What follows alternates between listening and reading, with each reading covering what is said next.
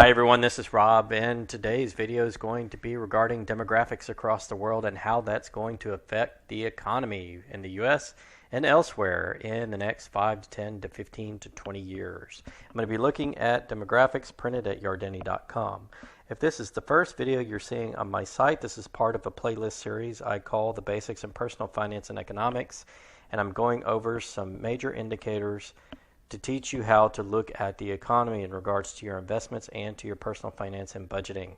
Please go review those previous videos where I go over what the purpose of the series is and some of the resources I'm looking at in order to help you. I'm back at Yardeni's website, and I'm looking at the children versus senior percent report shown right here on the very next tab. And this is global demography, children versus seniors percent of population. We're going to look at the global population, as you can see, across the world. And about this time, we're really crossing that line in which 65 and older are going to outpace the under 5 category, meaning we have more people retiring than being born. And what that means is those people begin to draw on these welfare systems. It's going to put overall pressure on the economy because we're adding less fresh faces into the economy and less workers than more of the people that are depending on those workers to pay for their benefits. In the U.S., the trend is very much the same, but it started in the late 1960s. We've had more people 65 and older than under 5 coming into the economy and being born into our great nation. And this is what is causing the crisis with the welfare programs, the retirement programs, the Medicare programs that are going to be helping our older generation. This is mainly the baby boomers here, you can see, and then the generations behind that, the Gen X, Y, and Zers, are not making up for the baby boomer explosion. Here we have Japan, and this happened again in the late 1970s, where the 65 and older population, those retiring and taking benefits, are outpacing the number of young workers in the workforce. And this is going to be a trend we're going to see across the world. And one of the things that I've said in past videos on my channel is expect that the world economy is going to change because of these demographics. And this is also why a lot of people 65 and older are staying in the workforce in ever increasing numbers, because there's less people paying into these welfare programs than people taking benefits, and that forces the older generations to remain in the workplace so that they can continue to afford their standard of living as they retire. Partially because their investments haven't done as well as they needed them to so that they could retire, but also those welfare programs aren't going to quite cover the benefits that they need, so they're going to continue to work because there aren't as many people paying into these systems. This is true in Japan, in the U.S., and across the world. Same thing we see in Germany, younger children and older adults. The 65 and olders have been outpacing the under 5s, and this has occurred in Germany since before 1950. In France, again, before 1950, same overall trend. Spain, same overall trend, began right about 1970. You can see a lot of the Western culture, along with Japan, is pretty much on the same track. Okay, here we got the baby boomers again, starting in 1955 in Italy. Now, one thing in particular to note about Italy, they're having a debt crisis right now and an economic crisis. They're not able to pay back all their debt. What's going to happen when the pressure on the government increases is all these people retire and start taking benefits and start living off of the system, and there aren't enough people to pay for that. When you already have an existing debt crisis in the country, it's only going to get worse for Italy. It's going to be very, very bad. UK, same thing, and this again started before 1950. The people retiring outnumber the people being born. Same thing across Europe, starting at about 1960 overall. China, same thing, but it started in about 2000. The 65 and olders are outpacing the under 5s. So for those of you who think China is the strongest emerging market, in terms of demographics, that's not quite true. While they have a gigantic middle class and a lot of people wanting to increase their lifestyle, a lot of people that are going to be contributing to the economy, they have, for the last 18 years, started the trend in which there are more people going to retirement age than there are people being born. And because they have such a large middle class, this is going to take maybe a decade or two to work out, but eventually China is going to run up against that same birth and death demographic wall that the rest of the countries in the world are seeing. This is going to affect their economy. One exception to the rule is India. This is not going to occur for them until after 2025, where they have more people retiring than being born. And that's why I actually see India as potentially being a stronger long-term emerging market than China, because they're creating opportunities to have more young people going into the workforce. And in my professional career, I've worked with a lot of people from India. We've had offices in India, my previous employers, and have worked with those people, and they're very hungry, and they're very intelligent, and very smart, and very upwardly mobile. Some of them are moving to the United States, some are working for United States companies, and some of them are just trying to get education and do something for themselves and their economy. And I think India has, because of their demographics, where they have a lot more people coming into the workforce and retiring, I think that they have a very bright future as an emerging market economy. Asia overall, you can see this switch flipping in about 2020. Globally, okay, here we go. Africa, that won't actually occur probably sometime in the future. There's a lot more young kids being born than there are people retiring. Of course, I'm not sure that Africa has as strong of a welfare program.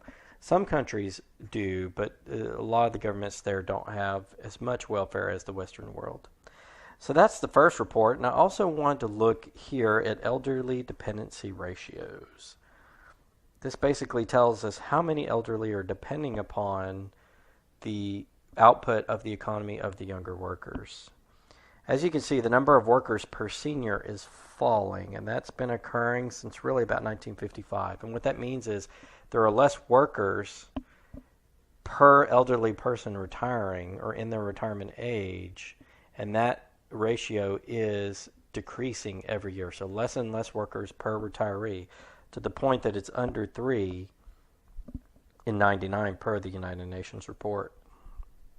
Or I'm sorry, will be in 2099. Right now it's somewhere, it looks like about 7 point something elderly dependent number of workers per elderly person, and that's going to be falling. This is going to put pressure on Social Security, Medicare, and Medicaid as time moves forward across the world. Of course, here in the United States, the trend is a very sharp reduction starting at about the turn of the century. I think when we started having that tech crisis and then the financial crisis, people started having less babies, less kids. And you can see that the estimate of the number of workers per senior is reducing very, very sharply in the United States, starting at about the turn of the century. Japan, this really started to fall in the late 1960s. And again, we're already down in Japan to less than 2 workers per retiree. And that's going to seem like it's going to even out for the foreseeable future, according to projections from the United Nations. We can go through a lot of these. Germany, same thing, decreasing. France, same thing, decreasing. Spain, same thing, decreasing. Italy, same thing, decreasing. United Kingdom, same thing, less number of workers per senior. The entire Euro area, same thing, number of workers per senior. And we go down to China, same thing, number of workers per senior, reducing. Even in India, this is reducing the number of workers per senior as the workers start to exit the workforce. So this goes on and on and on. Africa, same thing. All these trends were less and less people being born per people entering the workforce. That big boom in population as the world economies really strengthened in the 50s and 60s. And after the World War II, that generation, the baby boomers, has started to decline across the world. Those demographics are going to affect markets. This means that markets are not going to go up forever. And I'm not just talking about the current bull run. I mean a foundational shift in the way that markets work in the next 20 to 30 to 40 to 50 years. Based on demographics, we're going to have to get a lot more efficient per person to create the same amount of output that we would have because we have less workers per retiree. And that's going to put pressure across the board on all of these government programs. And in an era when most countries across the world have more debt on their books from the government than they ever have had, this is going to put more pressure because you're going to have less people working and paying into the system to pay for those debts, and more people taking on handouts from the government that's going to increase those debts. That's not a positive trend. And if we don't do something about this, this is really going to affect the long-term solvency of the world economy, not just in the Western nations and the United States, but across the world. And despite how people are doing, and despite how many articles that you see and television programs you see that say that this is the best economy ever and things are going great and China is a great emerging market economy, these demographics really paint a little bit of a different picture, and they're really important to pay attention to when you're doing your own retirement planning, when you're doing your growth projections for your investments and when you're doing your budget about how much money you may have available in your working years, and then again when you retire, and what benefits may be available to you in the U.S. when you get to retirement age. If you see these downtrends, that means that there's less workers paying into the system, and because none of the welfare systems in the United States are actually funded, the trust funds don't have any money, they're not having any actual storage of cash, that means that we're going to have to increase debt to pay for these additional retirees. What's going to happen to those benefits programs when you reach retirement if you're a Gen Xer or Gen Y or Millennial, Gen Z, whatever the case may be? They're probably not going to be there in the same format that they are now. If they're going to be there for you, they're going to have severe haircuts because there's going to be less people paying in, and we're going to have all of this debt and all of these obligations to pay for the existing workers that we're going to have to figure out a way to pay for. So that's something to pay attention to in your models for the next 5 to 10 to 15 to 20 years. And that's not talking about the end of the current bull run, which we think is going to occur in the next year to 2 years as well.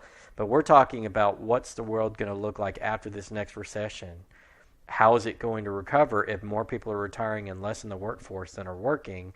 And especially if some of those 65 and olders have to come back into the workforce just to make ends meet, what does that do for our younger generations and their ability to take care of themselves? And what happens to the ability of people to move out and buy real estate and to buy homes and to buy cars and things that drive our economy?